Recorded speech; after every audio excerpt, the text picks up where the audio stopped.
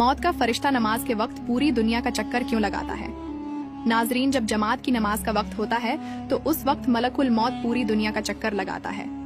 वो हर नमाजी और बेनमाजी को देखता है कि कौन नमाज पढ़ रहा है और कौन नमाज छोड़ रहा है।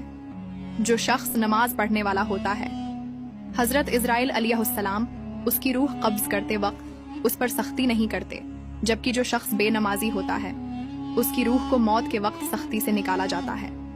अल्लाह ताला हमें नमाज कायम करने वाला बनाए। अल्लाह ने मकड़ी और कबूतर के जरिए रसूल सल्लल्लाहु अलैहि वसल्लम की जान कैसे बचाई? जब हजरत मोहम्मद सल्लल्लाहु अलैहि वसल्लम और हजरत अबू बकर रजी अल्लाह ताला अन्हु मक्का से मदीना हिजरत कर रहे थे तो कुफारे मक्का उन्हें पकड़ने के लिए उनके पीछे लगे हुए थे। इस मौके पर आप सल्लल्लाहु अलैहि वसल्लम ने एक गार में कयाम फरमाया। अल्लाह के हुक्म से इस गार के बाहर एक बेल उग गई। एक मकड़ी ने उसके मुंह पर जाला बना दिया और एक कबूतर ने तिनकों से अपना घोंसला बनाकर उसमें अंडे दे दिए, जिसकी वजह से गार का मुंह बंद हो गया और कुफारे मक्का धोखा खा गए। इस तरह अल्लाह के हुक्म से रसूल सल्लल्लाहु अलैहि वसल्लम की जान बच गई। मजीद वीडियोस देखने के लिए हमारे पेज को फॉलो करें। वो कौन से 70,000 लोग हैं जो बगैर हिसाबो किताब के जन्नत में दाखिल होंगे? रसूल सल्लल्लाहु अलैहि वसल्लम ने फरमाया कि वो लोग जो झाड़ फूक नहीं करवाते, बदशगुनी नहीं लेते और सिर्फ अपने रब पर भरोसा रखते हैं, वो बगैर हिसाबो किताब और बगैर अजाब के जन्नत में दाखिल होंगे। नाजरीन, ये खुश नसीब लोगों की तादाद 70,000 होगी जिन्हें जन्नत में दाखिले के लिए कोई हिसाब नहीं देना पड़ेगा। मजीद वीडियोस देखने के लिए हमारे पेज को फॉलो करें। वो कौन से 6 अमाल हैं जिनका अज्र मरने के बाद भी मिलता रहेगा? नंबर 1, किसी को इल्म सिखाना। नंबर 2, नेक औलाद छोड़ना जो उसके लिए दुआ करती रहे। नंबर 3, मस्जिद बनवाना। नंबर 4, दरख्त लगवाना। नंबर 5, पानी का कुआं बनवाना। नंबर 6, किसी को कुरान सिखाना या कुरान मजीद देना। हजरत ईसा अलैहिस्सलाम का मुर्दा जिंदा करने वाला वाकया।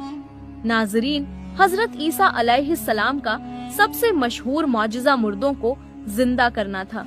एक दफा हजरत ईसा अलैहिस्सलाम एक शहर से गुजर रहे थे। रास्ते में उन्हें एक जुलूस मिला जो एक नौजवान लड़के की लाश ले जा रहा था। इस लड़के की माँ गम में थी और अपने बेटे की मौत पर बेचैन थी। हजरत ईसा अलैहिस्सलाम उस लाश के पास गए और उसके लिए दुआ की तो लड़के की आंखें खुल गईं और वो उठकर बैठ गया। यह मंजर देखकर वहाँ मौजूद तमाम लोग हैरान रह गए। माँ अपने बेटे को गले लगाकर रोने लगी और इस खबर से पूरा शहर खुशी में डूब गया। रोजा इफ्तार कराने की फजीलत। रसूल सल्लल्लाहु अलैहि वसल्लम ने फरमाया कि जो शख्स किसी रोजेदार को इफ्तार कराएगा तो अल्लाह ताला उसे जहन्नम से निजात अता फरमाएगा, उसके पिछले गुनाह माफ कर देगा और उसे रोजेदार के बराबर सवाब देगा। फिर रसूल सल्लल्लाहु अलैहि वसल्लम ने फरमाया कि ये फजीलत सिर्फ बड़े इफ्तार का इंतजाम करने पर ही नहीं, बल्कि अगर कोई शख्स किसी रोजेदार को एक खजूर या पानी के एक घूंट से भी इफ्तार करा दे तो उसे भी वही सवाब मिलेगा। फिर रसूल सल्लल्लाहु अलैहि वसल्लम ने फरमाया कि अगर किसी ने रोजेदार को पेट भरकर इफ्तारी करवाई तो अल्लाह ताला उसे हौज़े कोसर का पानी पिलाएगा, जिसके बाद उस शख्स को कभी प्यास महसूस नहीं होगी। एक दिन एक चिड़िया हजरत सुलेमान अलैहिस्सलाम के पास आई और अर्ज किया कि एक शख्स ने मेरे अंडे उठा लिए हैं। हजरत सुलेमान अलैहिस्सलाम ने फौरन हुक्म दिया कि उस शख्स को दरबार में हाजिर किया जाए। जब वो पेश हुआ तो हजरत सुलेमान अलैहिस्सलाम ने पूछा कि तुमने अंडे क्यों उठाए?